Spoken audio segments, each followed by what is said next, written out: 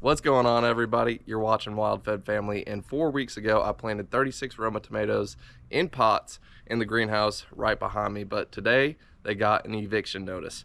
So they got to come outside, and in order for them to come outside they need to be braced, plus they are also flowering and starting to produce fruit. So there's two reasons to brace them, and I'm going to show you the best tool to do that with and how these tomatoes are going to thrive outside. So here they are in the greenhouse, and I actually moved about 6 of them out already. I'm just throwing them on this cart, taking them outside. But as you can see, they need a little bit of support. So as I move these outside, it's a little bit windy, so I'm not going to move them all at once. I'm going to move 6, I'm going to brace them, and then I'm going to come back, get 6 more, and do the same thing. So let me show you how I support these tomatoes. So here I am with the first set that I moved outside, and the first thing I got to do is I got to have the backbone. So on the leaning side of the plant, I go ahead and I push a rod down into the soil. Now this rod is actually a piece of steel that's plastic coated. It's a little flexible but fairly rigid, and these tomatoes do well with this rod. But this right here is the star of the show. Now this is called a tying machine, and basically what it is there's a spool of this red plastic film in there that feeds up through the machine. On the other side you also have a run of staples that's in there, so it's basically like a staple gun. Now watch this, there's little teeth right there, and you click it once, it grabs your tape and it pulls it out. Now I'm going to put it around the tomato like that, clamp it off, and tie it to the stake. Watch how fast this is.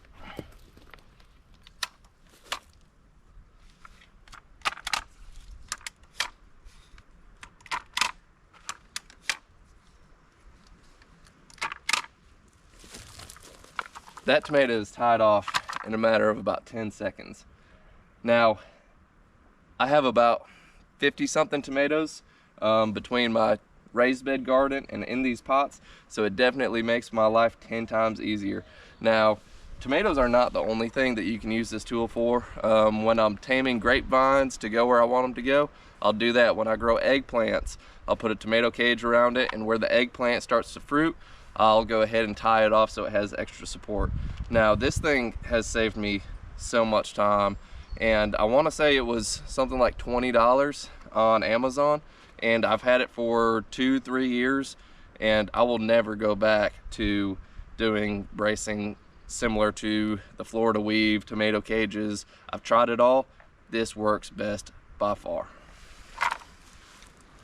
So once I have all these tomatoes braced off, the next thing that I'm going to do is go ahead and prune all of the offshoot stems and leaves off the bottom 6 inches because I do not want them touching the soil or watering, and I'll be watering near the base because that often ends up with blight infested tomatoes. And once you have blight, it doesn't go away. All you can do is kind of mitigate it, but you will never get rid of it. So I'm going to go ahead and move all of these tomatoes out here, get them pruned, get them staked, get them supported. But I've been working on a little watering project, so being that this video is short and sweet, I'm going to show you what I'm doing with that too. So here we are probably an hour and a half later, and I have all of the tomatoes pruned, staked, and strapped and tied up. So let me give you a look at that. There they are. There's 36 Roma tomatoes all in a line, and then I got them staggered on that side all the way down as well. But here's the thing, if any of you have managed a fairly large garden, you realize that 80% of your time is watering and 20% is gardening. Now I want to take that 80% and bring it all the way down to 0. Now the best way for me to do that is to automate just about everything, and it saves me so much time. I can focus on the health of my plants and everything that is going on rather than standing here just waving my wrist watering for an hour, 2, sometimes 3 a day. So let me show you how I fix that problem. So I'm going to start right here at the water source. I got a spigot, and for the purpose of demonstration, I have a clock right here, but it is not hooked up. Now I will program this to run every morning about 8 o'clock. Now 8 o'clock is not some super special number. I just have other things on timers, and I don't want them running at the same time to go ahead and balance out any sort of water pressure issues. So anyway, I got my spigot. I'll have a clock mounted here, and I'm just gonna go ahead and turn this on. Now, when I turn this on, all the way down through here, I have 1/4 inch poly tubing, and it tees off right there, and it tees off to a head. Now, that head is a little bit different, and you can adjust these. So if you want it to widen out a little bit on your spray, you can. If you want it just a slow drip, you also can. Being that I have 36 pots that I'm watering, the pressure distribution does best if I only have it on a drip setting. So I'll have it on a drip setting for about 10 minutes every single morning, and that is going to provide me with consistent watering for these tomato plants. Because like I said in my other tomato video, if you do not have consistent watering, what you're doing is swelling that tomato, shrinking that tomato, swelling that tomato, shrinking that tomato, and you end up splitting your tomatoes, and they're ugly, and they're prone to infection and disease. So this is what I do.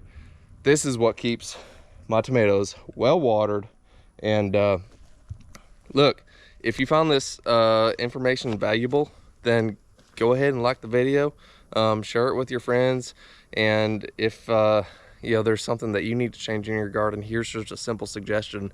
But anyway, if you could go ahead and hit the subscribe button, it is super valuable and important, and it helps the channel out a ton. But until the next video, I'm gonna go ahead and get out of the sun, drink something cold, and maybe sit down on the couch. But I'll see you later.